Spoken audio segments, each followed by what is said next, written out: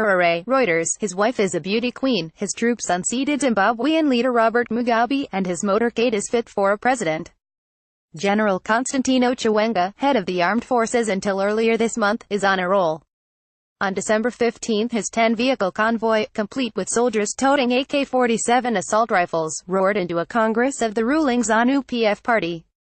It was one of several displays of power by Zimbabwe's generals since they helped oust Mugabe, the Southern African nation's ruler of 37 years, on November 21. Ostensibly Chiwenga, 61, is subordinate to the veteran politician who replaced Mugabe as president, Emmerson Mnangagwa, nicknamed the Crocodile. Mnangagwa, 75, was sworn in on November 24 and promised to hold elections in 2018. But since Mugabe was deposed and Mnangagwa installed, moves by senior military men have suggested the president is the junior partner in an army-dominated administration. Following a month of speculation about his role in Mnangagwa's government, Chiwenga was named vice president on Dec. 23. He was also appointed defense minister on December 29, so retaining control of the military. That perception of Mnangagwa's disempowerment is buttressed by reports seen by Reuters from inside Zimbabwe's Central Intelligence Organization, CIO. The generals have tasted power and they are not willing to let it go, reads one intelligence report dated November 29. They want to enjoy the fruits of removing Mugabe from power. Another report, from November 22, described the backroom negotiations to form a post-Mugabe government. Chiwenga is the one going to have final say as power is in his hands. He is now the most feared man in government and party as well as the whole country, it said. The documents reviewed by Reuters are the latest installments in a series of hundreds of intelligence reports the news agency has seen from inside the CIO dating back to 2009. Reuters has not been able to determine their intended audience, but the documents cover every aspect of Zimbabwean political life over the last 8 years. Mugabe, the top echelons of his ZANU-PF party, the military, opposition parties, and the white business community. In the dying days of Mugabe's regime, the CIO, the principal organ of Mugabe's police state, split into two factions. One served the interests of Mnangagwa, the other those of his main political rival, Grace Mugabe, the president's 52-year-old wife, according to several Zimbabwean intelligence sources. Much of the content of the CIO reports has turned out to be correct, including an intelligence finding reported by Reuters in September that the army was backing then Vice President Mnangagwa to take over from Mugabe. Army spokesman Everson Mugabe did not respond to requests for comment on behalf of Chiwenga. However, a senior general appointed to Mnangagwa's post-Mugabe cabinet, Air Force Chief Parents Shiri, said there was nothing wrong in having military men in government. Who says military people should never be politicians, he told reporters at a lunch to celebrate the cabinet's inauguration on Dec. 4. I am a Zimbabwean. I've got every right to participate in the country's politics. Mnangagwa did not reply to an interview request for this article and his spokesman, George Charamba, did not respond to a request for comment. Mnangagwa's lawyer, Edwin Manikai, said the president wanted to work with anybody who adds value to the economy, in line with the new leader's stated desire to halt Zimbabwe's precipitous economic decline under Mugabe. Democratic correction. Mugabe's removal started with soldiers entering Harare on November 14 and announcing in the early hours of November 15 that they had taken control. Military vehicles took to the streets and gunfire and explosions were heard in parts of the capital. It is not a military takeover of government, said General Sibusiso Moyo, reading a statement on TV. The generals dubbed their project, Operation Restore Legacy. They called the move a democratic correction against a 93-year-old leader whose decisions, they alleged, were being manipulated by an ambitious wife half his age. Reuters was unable to contact Grace Mugabe for comment. Since his appointment, Mnangagwa has promised to rebuild relations with the West, to protect foreign investors and to hold elections. I intend, nay, am required, to serve our country as the president of all citizens, regardless of color, creed, religion, tribe or political affiliation, he said after being sworn in. The voice of the people was the voice of God. But for many Zimbabweans, actions speak louder than words. On Dec. 4, Mnangagwa appointed Shiri, the Air Force chief, to the post of Minister of Agriculture. Moyo, the general who had announced the military's intervention, became foreign minister. Mnangagwa has got the reins but he cannot operate outside the generals that put him in office, said Martin Rupia, a Zimbabwean professor at the University of South Africa in Pretoria and an expert on the Zimbabwe military. On December 6, Foreign Minister Moyo publicly overruled Finance Minister Patrick Chinamasa, a civilian lawyer, as he outlined the financial terms of a Chinese loan for Harare Airport. "You should tell the reporters not to include the terms," Moyo told Chinamasa, wagging his finger at him and the reporters gathered at the Finance Ministry for the announcement. Chinamasa said the incident was the result of a misunderstanding and did not reflect military muscle flexing. Moyo did not respond to a request for comment. File photo: Zimbabwean President Emmerson Mnangagwa looks on after delivering the State of the Nation address, Sana in Harare, Zimbabwe, December 20, 2017. Reuters, Philemon Bulawayo. File photo: ever since a guerrilla war against colonial Britain and white minority rule in the 1960s and 1970s, Zimbabweans have been used to the army and intelligence services playing a covert role in politics. But to many Zimbabweans, the appointment of military men to the cabinet was a shock. The opposition movement for democratic change reminded the ruling party in a statement on Dec. 18 that members of the security services are bound by the Constitution not to operate as political activists of any political party.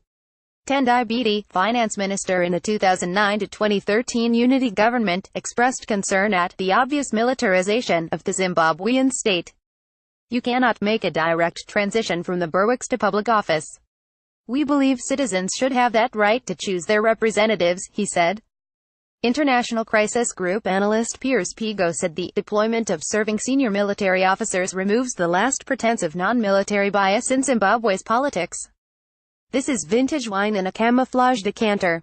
America and China, if there were overt military rule, it could complicate Mnangagwa's efforts to get Zimbabwe's economy back on its feet," some Western diplomats say. Since the seizure by the Mugabe regime of thousands of white-owned commercial farms after 2000, Zimbabwe's GDP has almost halved and the banking system has endured a meltdown that saw inflation top out at 500 billion% in 2008. To kickstart growth, Mnangagwa will need to clear $1.8 billion of arrears with multilateral lenders such as the World Bank. He will also have to attract private investors. These things don't happen overnight, and they have to really show they will implement what they say they will do. "That is key," said Christian Bettis, the Zimbabwe representative of the International Monetary Fund.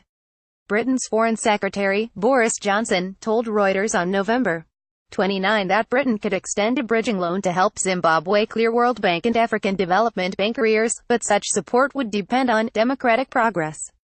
U.S. Ambassador Harry Thomas avoided the term coup to describe Mugabe's overthrow, referring to it as a military intervention. Thomas said Mnangagwa's administration should be judged by its performance, most notably whether it manages to hold credible elections next year. He was speaking on December 6, 2 days after the cabinet was sworn in. China too is an interested party. It has significant investments and loans outstanding in Zimbabwe and long ties to Mugabe, Mnangagwa and Chiwenga. In early November, after Mugabe had sacked Mnangagwa for plotting against him, Mnangagwa met Chiwenga in China, said two sources familiar with the general's movements. Chiwenga also met Chinese Defense Minister Chang Wankan, and the pair even discussed tactics to be used in the coup, according to two sources familiar with the talks. Beijing did not respond to a request for comment. Its foreign ministry has previously described Chiwenga's visit as a normal military exchange mutually agreed upon by China and Zimbabwe. Speaking at a signing ceremony for the Harare airport loan in December, Chinese Ambassador Wang Ping said China's government would continue to support the Zimbabwean government in their economic development, golfing general for Chiwenga, quitting as armed forces chief on Dec. 18 was the first time he had stepped out of uniform in more than 4 decades. An ethnic Karanga like Mnangagwa, Chiwenga joined Mugabe's Chinese-backed ZANU guerrilla army in the early 1970s. He received his training in Mozambique, where he learned Portuguese, as well as in Tanzania and China. As part of Mugabe's close protection unit in Mozambique, Chiwenga had regular exposure to Zimbabwe's fiercely intellectual future leader, from whom the soldier acquired a respect for education and a keen nose for politics, according to a senior regional intelligence source who knows Chiwenga. After independence in 1980, Chiwenga managed to thrive in the dangerous world of Zimbabwe's security forces. According to a 2014 domestic media report of his divorce settlement with his first wife Jocelyn, he owned, among other things, properties in Harare's exclusive Borrowdale Brook neighborhood, an apartment in Malaysia, a safari company, a fleet of luxury vehicles and a jewelry collection that included 40 gold S, 45 sets of diamond earrings and a tiara. Chiwenga has not commented on the report, which Reuters was unable to verify independently, and an army spokesman did not respond to a request for comment. Asked about the report, Chiwenga's ex-wife Jocelyn said, "You seem to have all the information already, so what more do you want?" Chiwenga's name has been linked to several of the darkest chapters of Zimbabwe's history.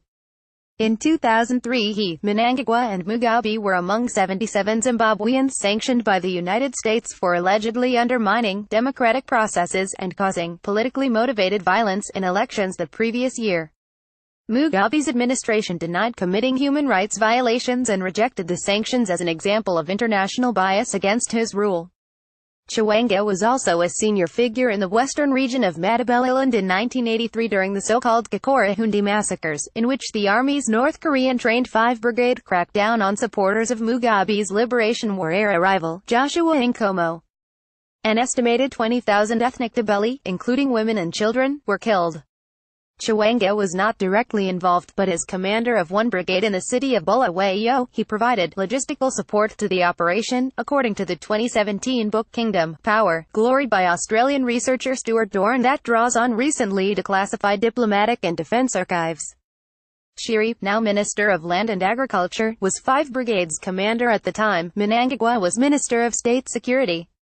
In a 2016 interview with Britain's New Statesman magazine, Mnangagwa dismissed allegations he was a Gakurahundi enforcer, saying these were smears peddled by political opponents.